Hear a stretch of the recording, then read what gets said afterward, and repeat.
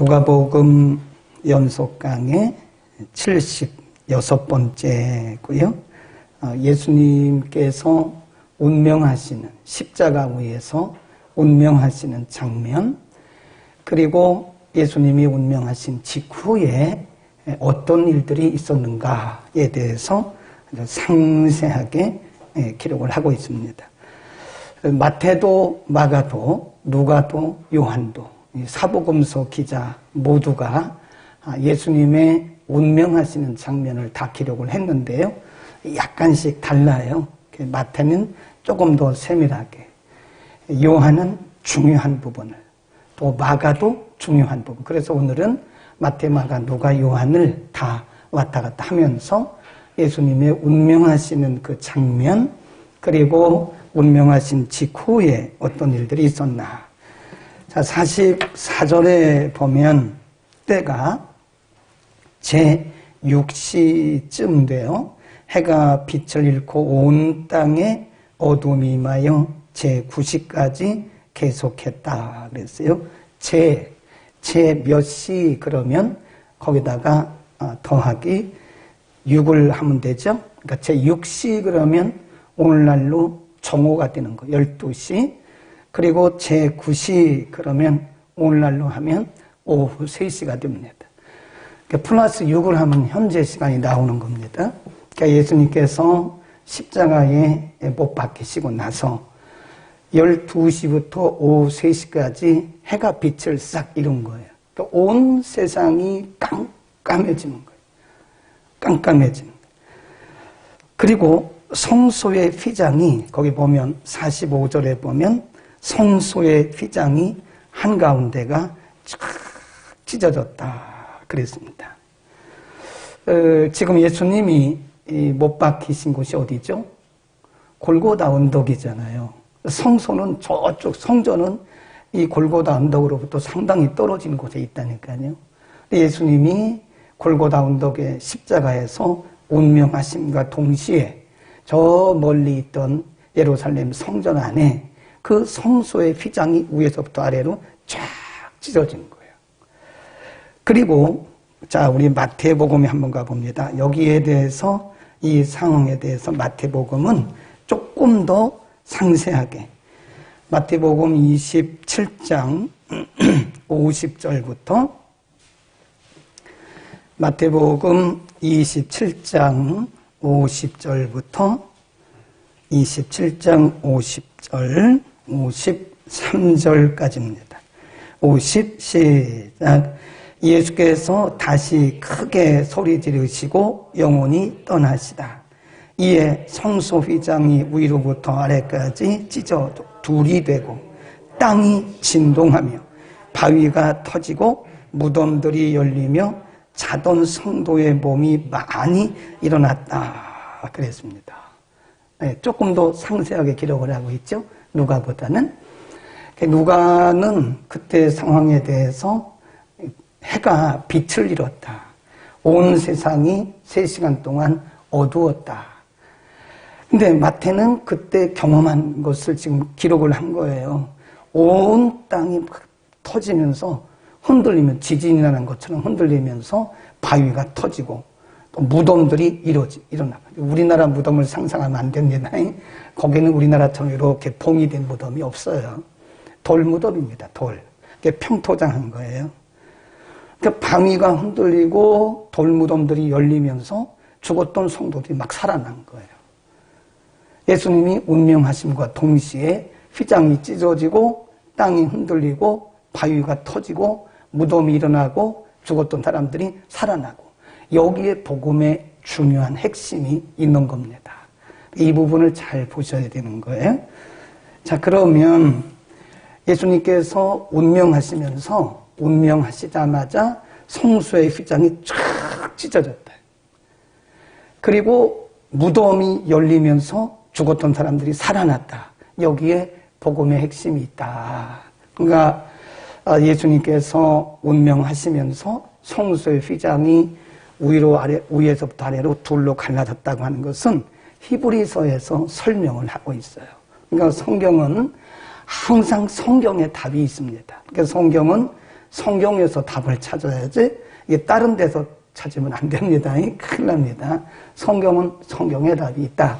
우리 한번 보겠습니다. 히브리서 9장입니다. 9장 11절부터 보겠습니다. 히브리서 9장 11절부터 14절까지. 9장 11절. 그리스도께서 장래 좋은 일의 대제사장으로 오사 손으로 짓지 아니한 곳, 이 창조에 속하지 아니한 더 크고 온전한 장막으로 말미암아 염소와 송아지의 피로 아니하고 오직 자기 피로 영원한 속죄를 이루사 단번에 성소에 들어가셨느니라. 14. 시작.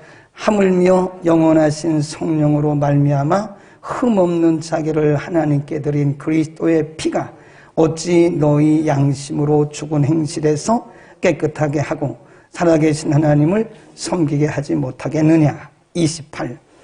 이와 같이 그리스도도 많은 사람의 죄를 담당하시려고 단번에 들임받으셨고 구원에 이르게 하기 위하여 죄와 상관없이 다시 오실 것이다. 10장 10절로 갑니다.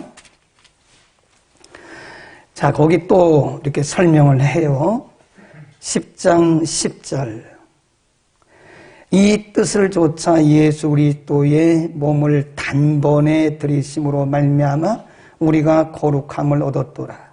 제사장마다 매일 서서 섬기며 자주 같은 제사를 드리되 이 제사는 언제든지 죄를 없게 하지 못하거니와 오직 그리스도는 죄를 위하여 한 영원한 제사를 드리시고 하나님 우편에 앉으셨다 그랬습니다. 그 다음에 또 19절입니다. 19절 크게 한번 읽어보겠습니다. 시작. 그러므로 형제들아 우리가 예수의 피를 힘입어 성소에 들어갈 담력을 얻었다. 이게 뭘까요? 예수님께서 운명하시면서 휘장이 찢어졌다는 것은 이제 예수님을 통해서 모든 인간이 하나님 앞에 나아갈 수 있는 길이 열렸다. 그런 예수님께서 죽으심으로써 이제 인간이, 죄인들이 하나님께 나아갈 수 있는 길이 열렸다. 누구의 이름으로? 예수 그리스도의 이름으로. 그래 예수님이 중보자인 거예요. 사람은 중보자가 아닙니다. 누구도 중보자가 없어요. 하나님, 예수 그리스도만 하나님께 나아갈 수 있는 중보자인 거예요. 그러니까 이 휘장이 찢었다는 것은 이제 하나님께로 나아갈 수 있는 길이 열렸다. 그런 말씀이고요. 또 한 가지는 아까 뭐라고 그랬어요? 이 무덤이 열리면서 죽은 자들이 살아났다고 그랬죠. 예수님께서 이 운명하시는 순간에 무덤들이 열렸다라고 하는 것은 우리에게 실질미래의 상징이 아니에요. 환상이 아닙니다. 죽음이 정복됐다. 예수님께서 십자가를 지시고 거기서 죽으심으로써 사망이 정복됐다. 사망이 정복되고 예수 그리스도를 믿는 자에게 생명이 주어졌다 하는 것을 우리에게 말씀하는 것이다. 구원의 길이 열렸다. 그런 뜻입니다. 아멘.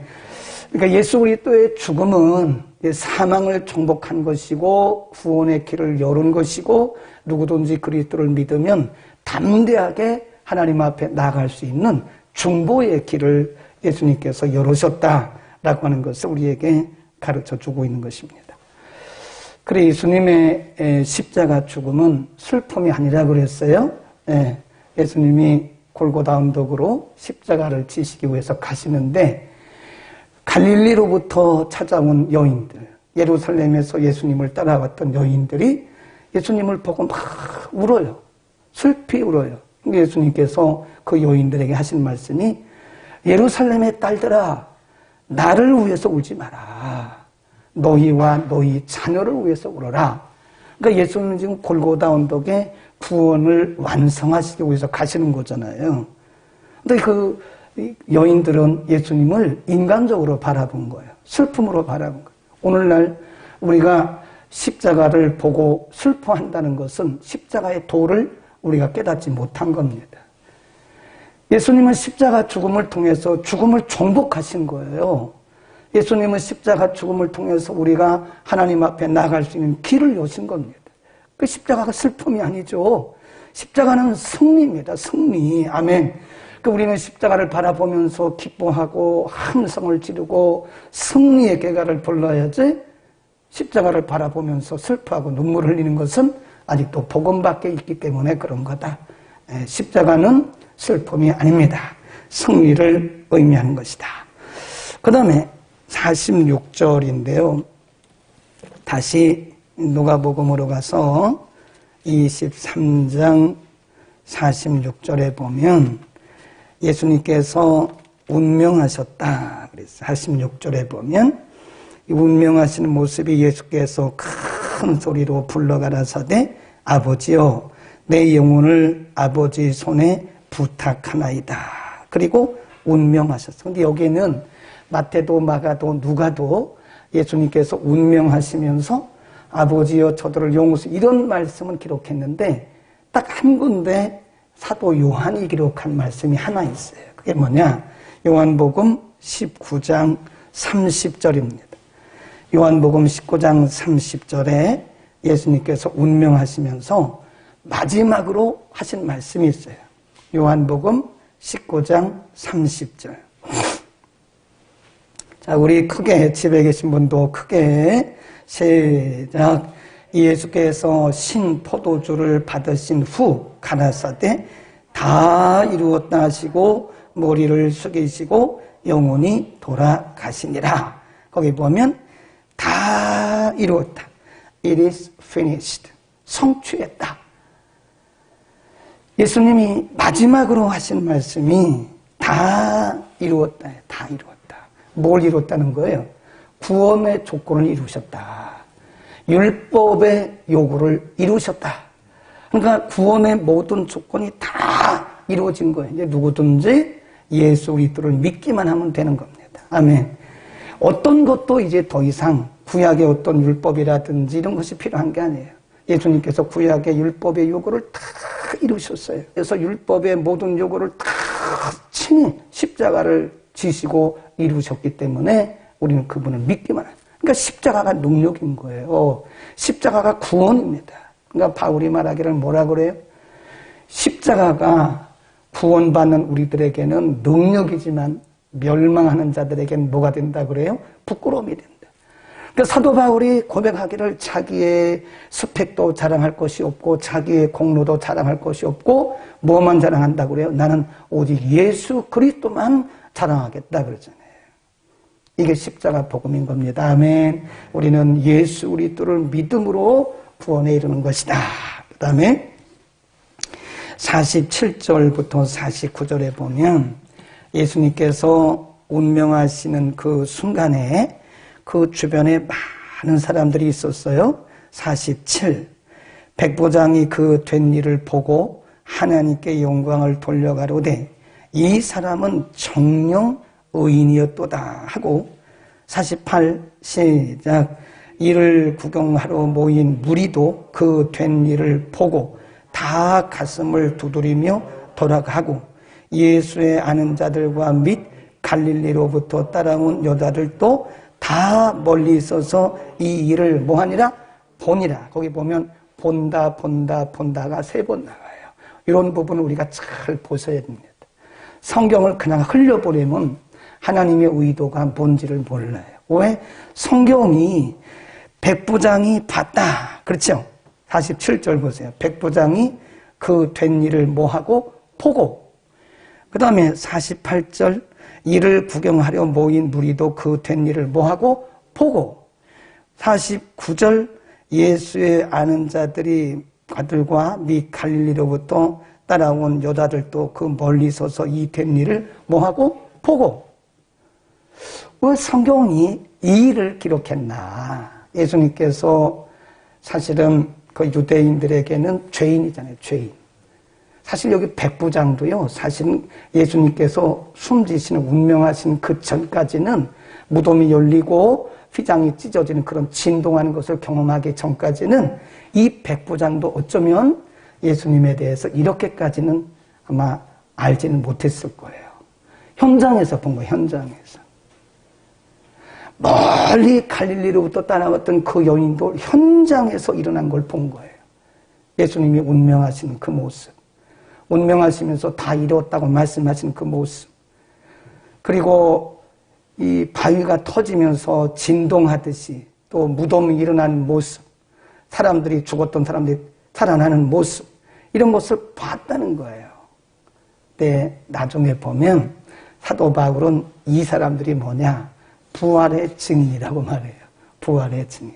그러니까 본인들도 사실은 이 많은 예수님의 운명하는 장면을 봤던 많은 사람들 중에 사실은 예수님에게 돌 던진 사람도 있다니까요.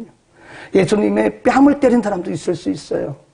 물론 그 중에 대부분은 예수님을 사모해서 온 사람들이고 예수님을 따라온 사람들이에요. 그러나 이 모든 사람들이 다 나중에 뭐가 됐어요? 예수님의 부활의 증인이 된 거예요. 예수님을 무덤에 뒤에 나오는데 요셉의 빈 무덤에 예수님을 장사합니다. 유대인들이 사람들에게 돈을 주면서 뭐라 그러냐면, 이거 예수가 살아난 게 아니라 어떤 사람들이 훔쳐갔다고 말하라. 사람들을 매수를 했어요. 그 소용없는 거예요. 왜냐하면 현장에서 본 사람들이 있기 때문에 그런 거예요. 우리는 이것을 뭐라 그러냐? 사람은 사람의 일을 하지만 하나님은 하나님의 일을 하십니다. 거기다 써놓으세요. 사람들은 거기 서서 자기가 그냥 오고 싶어서 온 것처럼 보이고 또 그 현장까지 자신의 의지에 따라서 온 것처럼 보이지만 사실은 하나님께서는 이후에 그들을 부활의 증인으로 쓰시려고 그들을 그곳에 오게 하시고 그 상황을 보게 하신 거예요. 증인이라는 게 뭐죠? 증인. 우리가 물증, 심증 그러잖아요. 심증은 법적으로 아무런 효력이 없습니다. 물증이 있어야 법적인 효력이 있는 거예요. 누가 그랬대. 그럴 것 같아. 내가 보지는 않았지만 그럴 것 같아. 이건 심증이지 그건 물증이 아니에요. 그건 아무런 의미가 없어요. 법적으로는. 근데 본 사람을 우리가 뭐라 그러냐면 증인 그럽니다. 증인. 본 사람. 예수님도 마태복음 마지막에 보면 너희가 내 증인이라고 해요. 증인. 증인이라고. 증인이란 말은 봤다는 얘기거든요. 그러니까 거기 있는 사람들은 자기 의지로 온 것 같지만 사실은 예수님께서 그 사람들을 예수님의 십자가 죽음의 증인으로 삼기 위해서 그들을 그곳에 오게 하신 거라 이게.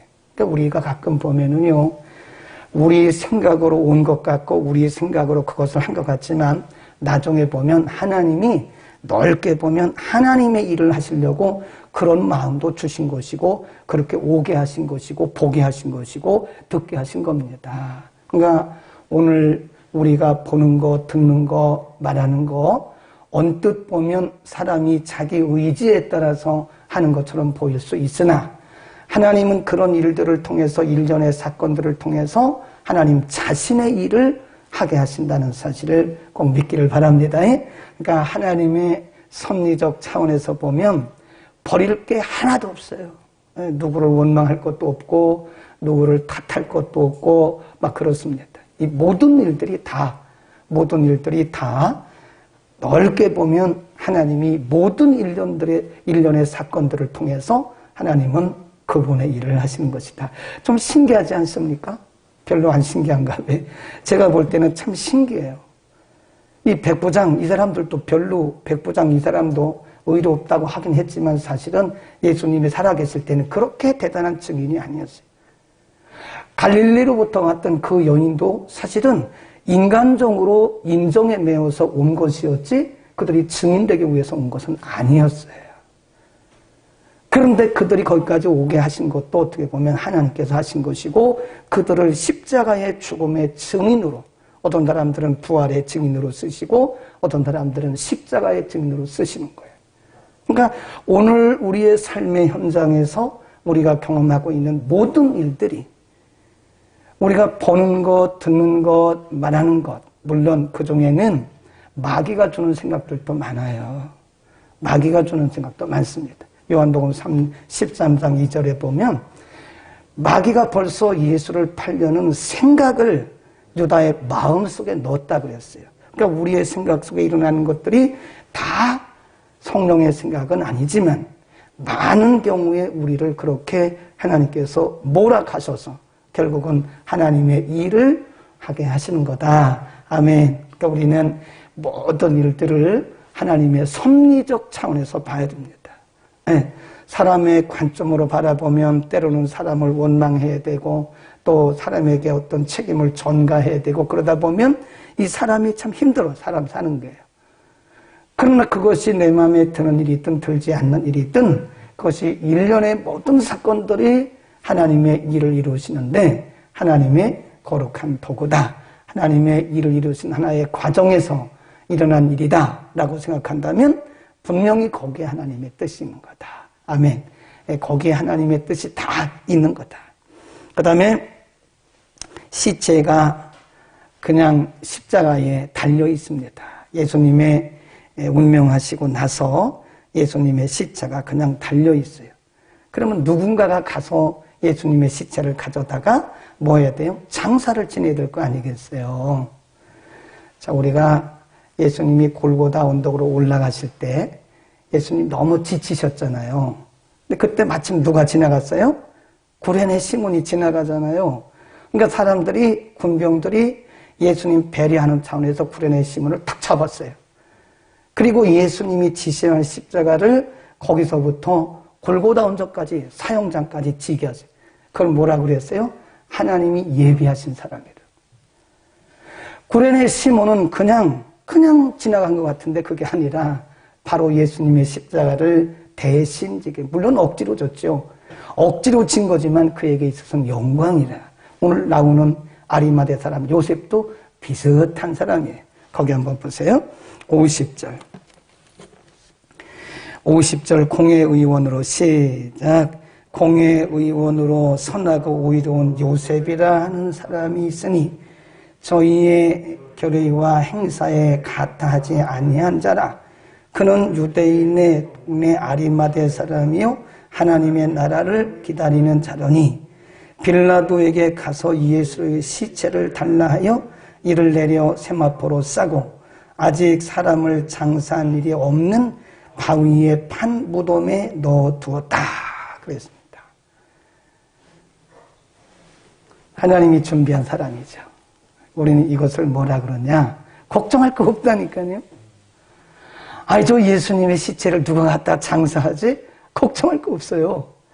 벌써 하나님이 다 준비해 놓으셨어요. 의로운 사람 아리마대 요셉을 하나님 준비해 놓으셨다니까요. 아리마대 사람 요셉이 빌라도에게 갑니다. 여기는 기록이 안 돼 있는데요. 자, 우리 마가복음 15장으로 갑니다.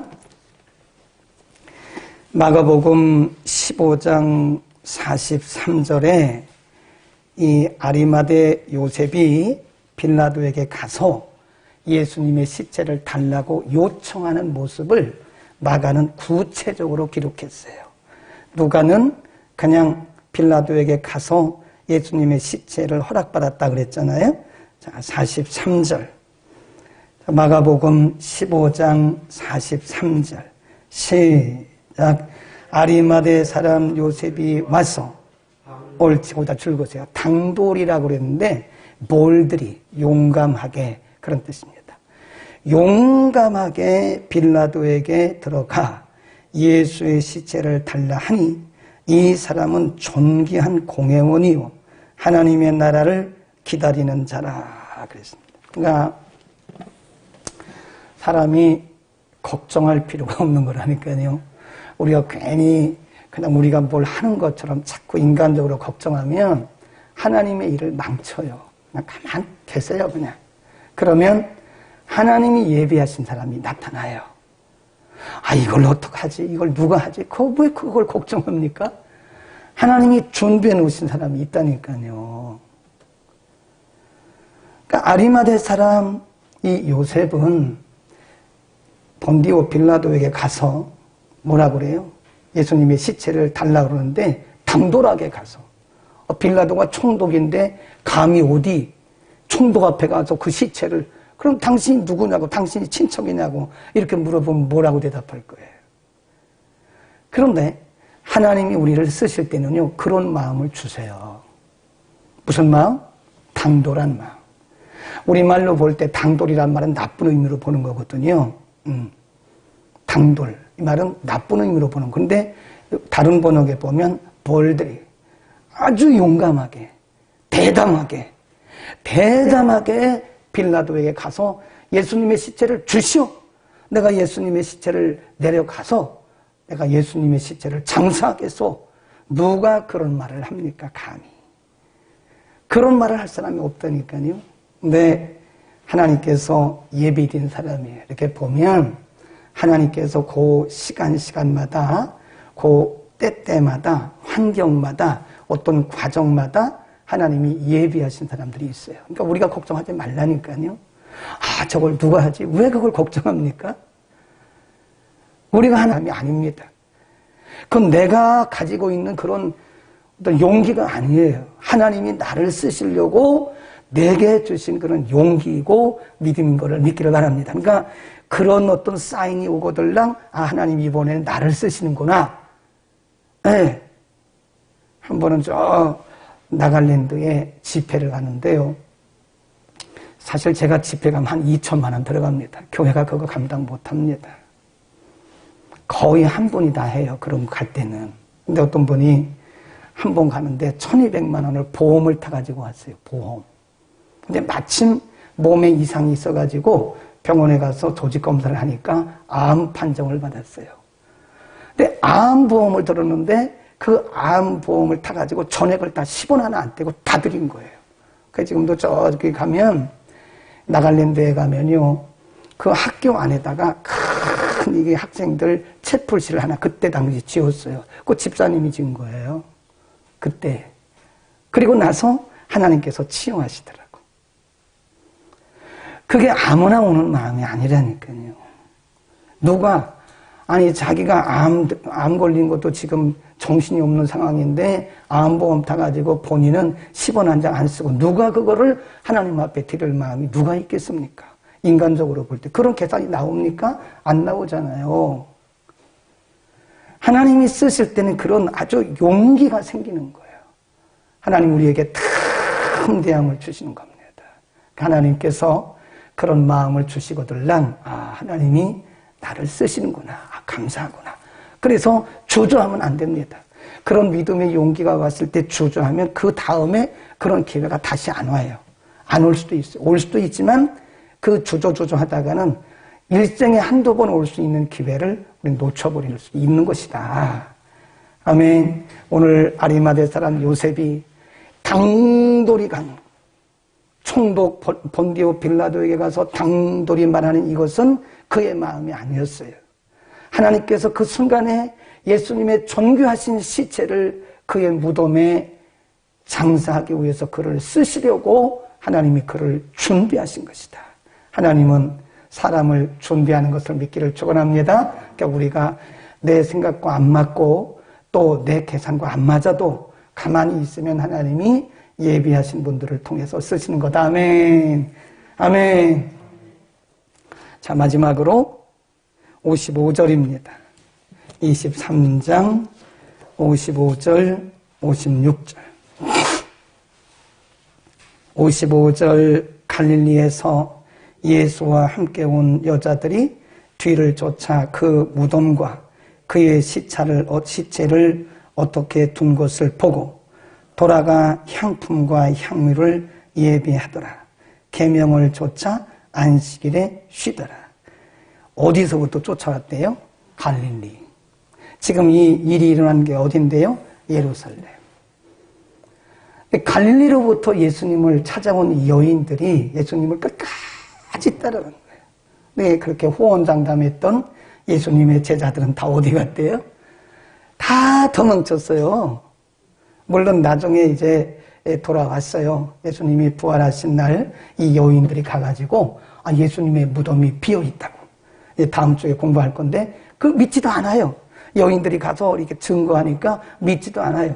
나중에 가서 보고서야 그제서 예수님이 부활하신 것을 확인한 베드로도 그랬다니까요.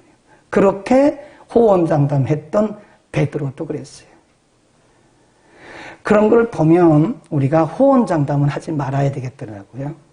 하나님이 힘 주시면 하는 거고, 우리가 할 수 있는 것은 하나님 믿음 주시고 힘 주셔서 하는 것이지, 뭐 내가 하겠다, 이거는 어떻게 보면 좀 하나님 앞에서 조금 겸손하지 못한 모습인 것 같아요.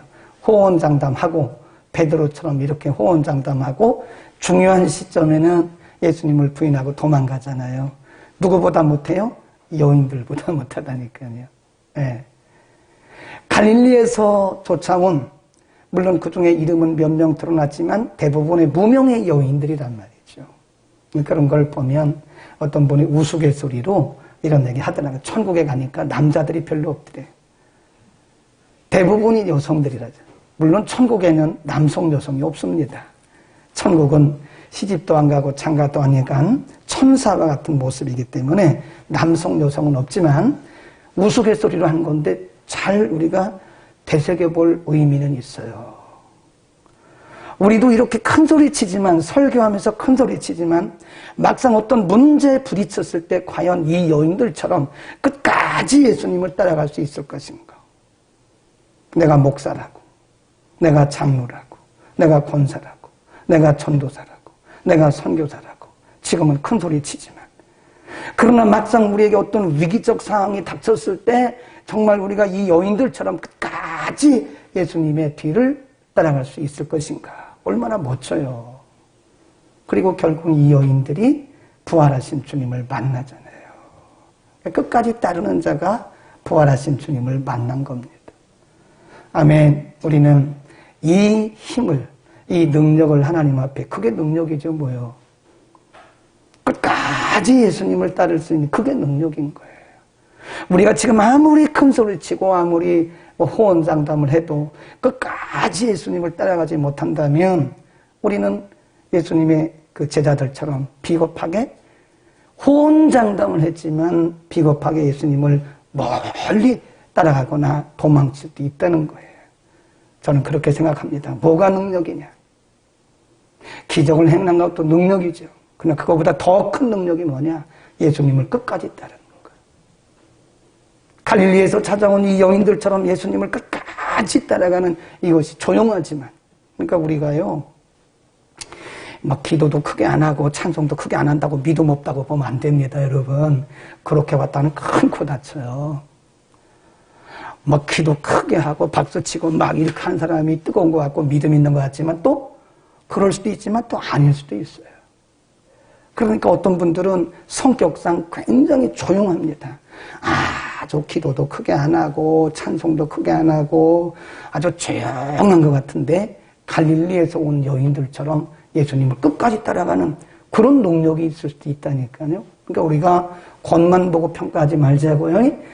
저 사람은 뜨겁지 않다고. 뜨거운 게 도대체 뭐가 뜨거운 거예요? 끝까지 예수님을 따라가는 그것이 능력이고 그게 뜨거움입니다. 우리의 마음이 식어지지 않기를 기도하기 바랍니다. 성령이 우리 가운데 임해야 되는 거지 우리 힘으로 되는 것은 절대 아닙니다. 기도하겠습니다.